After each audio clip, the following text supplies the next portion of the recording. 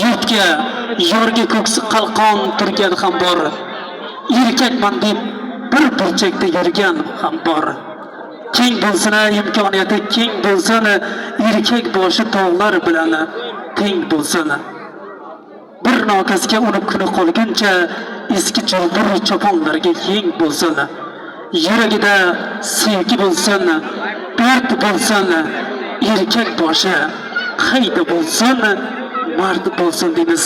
Dilshodjonni do'stlariga, ulfatlariga, jo'ralariga yana bir bora tashakkurlar bildiramiz. Xush kelibsiz deymiz.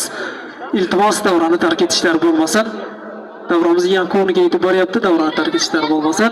Barcha do'st birodarlarga xush kelibsiz deb xonadon sohiblarini bugungi yaxshi kunlar, tavallud ayyomlari bilan muborakbod etamiz.